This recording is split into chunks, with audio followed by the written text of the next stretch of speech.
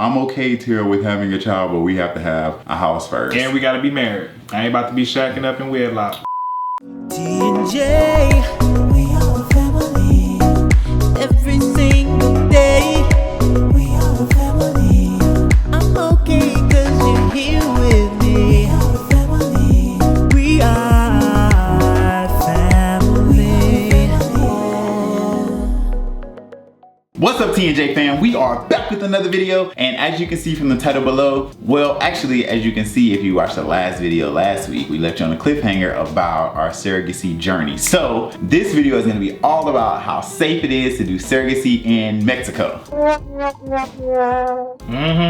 But before we get into the video, what we need to do, baby? we need the people all across the lands of the lands to like, comment, share, subscribe, and click that bell. Click the bell. Click the bell. And follow our social media links below. All right, guys, so we're gonna jump right in and let you guys know how ambition can sometimes cloud your judgment. So, Okay. how we left the last video, we were talking about how, you know, Jarius and I wanted to have, well, I wanted to have kids. Don't do that. When I was a senior in college. Oh, okay. And Jarius was very hesitant. And so throughout all our options, we had landed on surrogacy. And it just so happened that the most cost-effective route was gonna be surrogacy in Mexico. So a little bit of history on that. In 2014, there had a huge scandal in Mexico. I think it was Cancun, where Somewhere it was near there. Planet Hospital or something like that. I'll link the article in the description. Was accused, like they were found to be taking people's money. And so pretty much how surrogacy works, gestational surrogacy, so let me give you guys a little history, is when you have a woman carry an egg and sperm that's of course not her. So she's just a carrier. You pick out a egg donor and then you go and make a sperm deposit. You know, they combine them through in vitro and then they insert it into the carrier. So that mother would have no relation to the child at all. She would just be carrying another woman's egg, and if you're a male, you're a sperm deposit. So that's the plan that we wanted to do.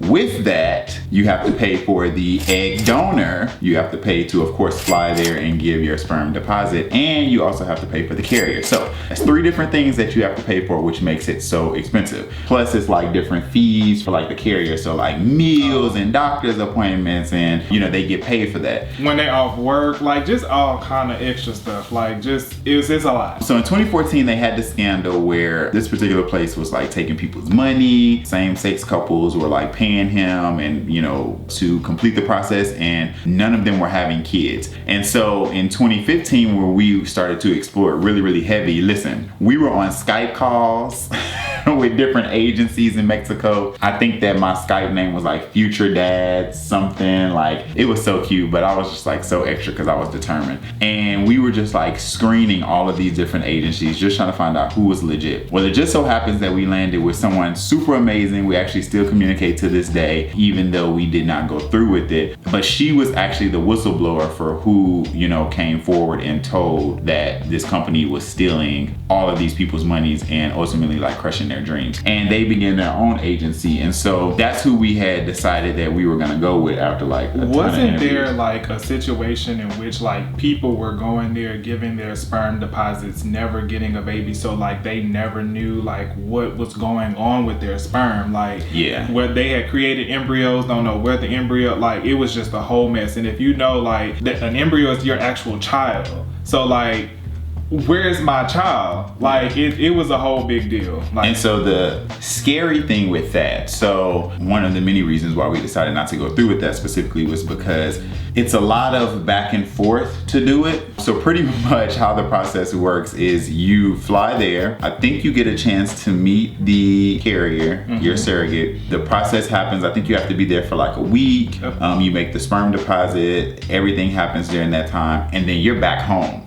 You don't go back into like your baby's being born, and then it's a whole process to get back into the States because you have to apply for the baby to be able to get a visa, dual citizenship, like, it's to come back. So like people have to like rent out homes in Mexico and stay there. Guess what? still didn't stop me. I was ready for it. And I'm just thinking to myself, like, well, number one, again, surrogacy, when we Googled it, was like $150K. But then when we went to they had installment plans. When we went to surrogacy in Mexico, it was like 30 something, I believe. It was more than that. No, it was more than that, but it was installment plans, and I'm all about a good installment plan, okay? Child, we 90 days, same as cash. We was gonna be eating rice. And that's about 90 days, same as cash. They let me break it up, and I felt like I had 9 months because the last installment wasn't due until, you know, when the baby was born. So I was just like, well, I got time. You need 100K and you break it up 4 times, that's 25K, and I can just, like, you know, maneuver little things, man, work a little overtime. And shake a little. And make this shake work. a leg. So that was our goal. So again, like I said, she was super sweet, but I think the voices in my head started to, like, get at me with the fear of not being there and just, like, being so far away. Reading different articles, and because she had just started her agency, she had a lot of people going through the process, but none that had specifically gotten their child yet. So, like, women were pregnant apparently, but it was like no success stories at that time. We also tried to, you know, interview a well-known surrogacy place in Mexico, but it's just like, it was so scary, guys. Like, it was a lot of just like comments, and for me, I'm really good, I feel like, at digging deeper beyond just what the first Google page says. Like, I'm in forums, I'm like looking up people's names that are on, like, that work there, checking like where they used to work, and then going there and seeing if they have any bad reviews. And like at every turn, I felt like something negative was just like on my spirit, just be like, okay, like, this could not turn out right. And you have to keep in mind, like, we were like 20, 21 at the time. I was gonna make it work, but money didn't grow on trees. So I was just like, man, this is a lot. And the thing that bothered me the most was that, like, the agency is there to, you know, facilitate the relationship between you and the surrogate or the carrier, but they can't control their conditions. And obviously it's Mexico, so like the conditions weren't always great. So, you know, like a surrogate could literally be living like in a hut and, you know, they're coming to the doctors and they're being checked and they're being monitored, but like when they go home, there's no real way to know what's going on with a person that's carrying your child. And I think that was the biggest hurdle for me to, like, that I couldn't get over. Plus, he wanted to get a house first and was very adamant about that. So that just kind of put dents into everything also. It was just like, oh, okay, well, you know, I'm okay, Terrell, with having a child, but we have to have a house first. And we got to be married. I ain't about to be shacking up in wedlock. Well, he got one. No, I got 2. 1.5. You got one. We were engaged and I got this house. So long story short, we didn't end up going through the process in Mexico just because it was, I would say, out of moments that I've had, that was probably the most ambitious and overly ambitious that I've ever been. Again, not tapping out and saying that I could not have made it work, but I think just at the time I felt like, man, like, okay, this is gonna be a lot. Yeah. And I think that it really bothered me for a while. It was just kind of like, your dreams were crushed because I felt like I had to put it on hold. And so we moved forward. I was just like, okay, well, like, let me compromise. So we moved forward with getting a house. And so graduated in May. June 15th was our move-in date for our house. And I was like, all right, Jarius, now it's time to have a baby. And we were pregnant by November. So in our next video, we're gonna share with you all the ins and outs of actually going through the process and how we found our daughter's biological mother and how that whole relationship went. But before we wrap this up, I think the biggest lesson that we want you guys to take from this video is, if you are looking to become a parent, don't be naive in the process and don't be like overly excited to where you don't look at like the negatives or like the cons of, or the other side of the situation.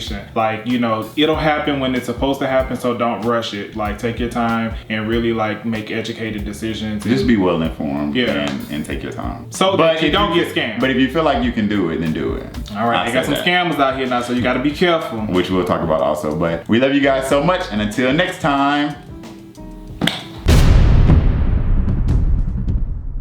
I'm not gonna get emotional, I don't think, but this is kind of emotional.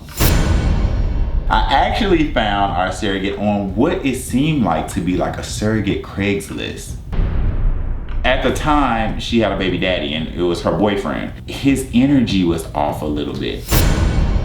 We went in for our first try and yeah, we got pregnant.